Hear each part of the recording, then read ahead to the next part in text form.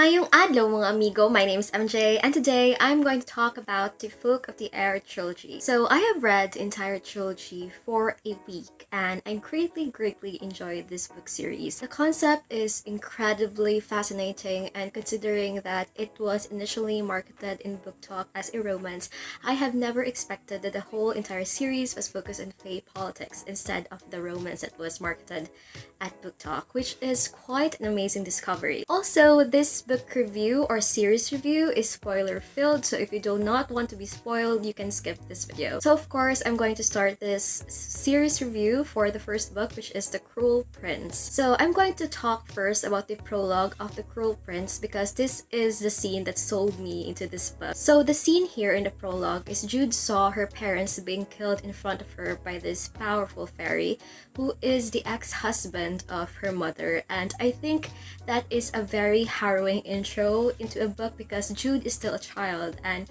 she saw her parents being killed in front of her, which is very sad for a child, of course, or any type of person really. So I also enjoyed the prologue because the personality of the three sisters shown. For example, Jude was seen as this brave, really reckless child because she's the one who opened the door and confronted Maddox, and then Taryn is some sort of a mild child, like very timid, and then her older sister, which is a little bit rebellious, although it is not that explored in prologue. I really enjoyed the differences that I saw in the prologue, like the starting point. So the second point which I want to talk about is of course Jude. I greatly enjoyed reading Jude. Her motivations as a character is very realistic to me.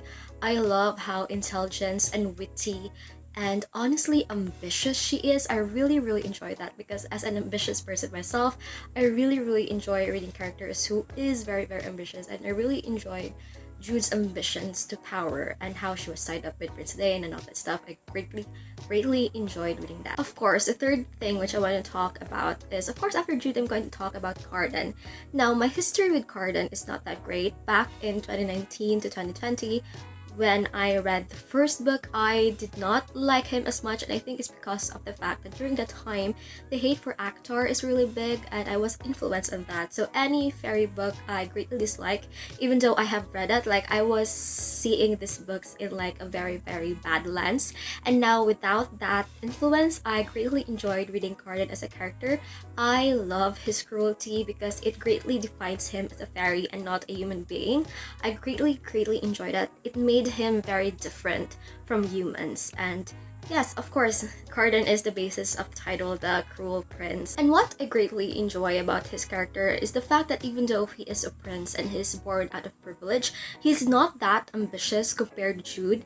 Just the fact that he does not want the crown, it made him very different from Jude, which is kind of fascinating because Jude, being a human in fairyland, gave her like a very great disadvantage. Meanwhile, Cardan, who has the privilege and the advantage to actually garner more power, does not like power. And I think that difference makes their couple, like their ship, very fascinating because they have different ambitions and they have very different goals in life. So now let's go on to the plot of The Cruel Prince. So the plot of The Cruel Prince is simple compared to the high fantasy books which I have read all throughout the years, because of course this book is marketed to a younger audience, and Holly Black is mainly writing this book to cater to a younger audience as well. However, what I like about the writing style is the political atmosphere in this book. Despite the fact that this is marketed to a younger audience, we can still see the dark themes underlying the politics side of things, and of course with a little fame mixture in the mix. I think it is incredibly interesting as to how Holly Black has written that part. I think it's really great, and of course when it comes to the plot, I cannot not talk about the plot twist. Like the two plot twists is, of course, let's start with Oak. Oak is actually like the brother of Jude, Taryn, and her elder sister. I forgot the name of her elder sister. Now the child's name is Oak, and Oak was basically told to them as Maddox's child from his second wife. However, Oak was basically a hidden prince. He is the son of Prince Dane, which is the prince that was tied up to Jude, like in the first part of the book, in which Jude became a spy for him. So Oak is basically a child of the prince, and Prince Dane was killed. Like, he was killed by his brother because his brother wanted to be the king himself, because Prince Dane was a crown prince during the time. Basically, the king favors him to be the next king. In connection to that, there is this lore about the blood crown. So the blood crown is basically the crown that was worn by the king during the time. Now, the blood crown cannot be passed to the next monarch if it is not crowned by a family member. So of course, since this brother who killed Prince Dane killed his brother during the coronation, the other siblings doesn't want to crown him, and basically since they do not want to crown him, he killed them. Basically, Cardan was the one left in the sibling like pool. Jude actually took advantage of that, and she basically like took Cardan under her wing and forced Cardan to, I don't know if it is forced. I don't think it's forced. She told Cardan to have this oath with her in which Cardan should follow the things that Jude wanted him to do. And that is incredibly fascinating because of course by the end of the book, Jude basically tricked Cardan to be the king. Oak was the one who crowned him, even though like their initial understanding is that Cardan will be the one who's going to crown Oak. So that's basically the ending of The Cruel Prince, and that in itself made me sold into this book and making this book like one of the very few 5-star books that I have this year. So of course, since this is a series book review, I'm going to talk ahead about The Wicked King. So the start of The Wicked King is incredibly strong because as what I have mentioned, Cardan was tricked into taking the crown in like the last part of The Cruel Prince, and of course he became really angry with Jude. And of course, because of that, since it was implied in The Cruel Prince that Cardan has these feelings, they basically have this push and pull with Jude. And in connection to that, I'm going to talk about the subplot of romance in the book. Contrary to popular belief, The Cruel Prince and the Folk of the Air trilogy is not a romance book, and it is not steamy. I really hate the fact that it is marketed as steamy in book talk. It is not steamy. So the subplot of romance, the romance in the series is basically only a subplot.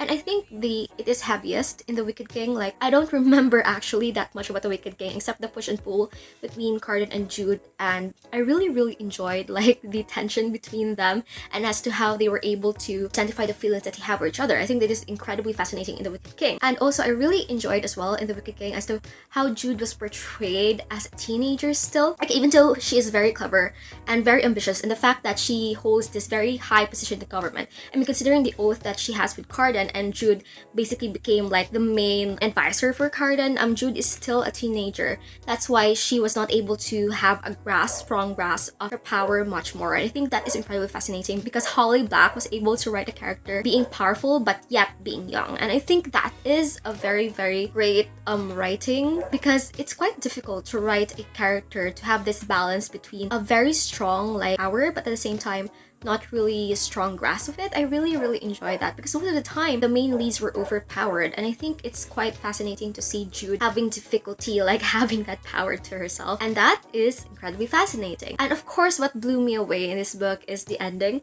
because the ending actually have Cardan marrying Jude like so that he can be like detached from his oath, and eventually he exiled Jude, and that I was very surprised about that, and I was like, what is happening actually? But again, I still enjoy The Cruel Prince more, and that's why I rated this book 4 stars, even though The Cruel Prince I rated The Cruel Prince 5 stars, but still 4 stars is still a very good rating. Now let's go to the last book, which is Queen of Nothing. And to be honest, Queen of Nothing is my least favorite book of the series, and I think it's because of the fact that I think it's a little bit rushed.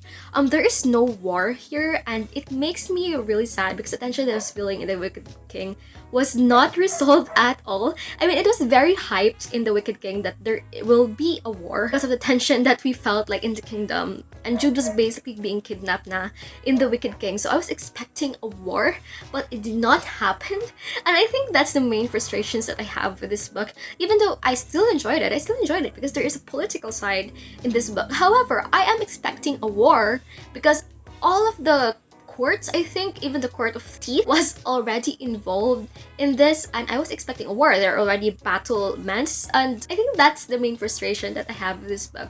However, of course, I still enjoyed it. I mean, Jude and Cardan eventually went and become like a couple in this book, and I greatly enjoyed that. So yeah, overall, I greatly enjoyed this book, and I cannot believe that I waited a couple of years before I started reading it again, The Cruel Prince read again. So yeah, thank you for watching this video, and I greatly hope that you're going to leave your comments here because I wanted to hear your thoughts about this series, and if you have the same thoughts as I do, just comment down below.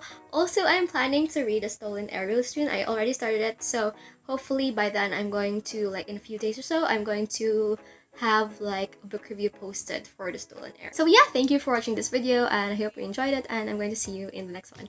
Bye guys.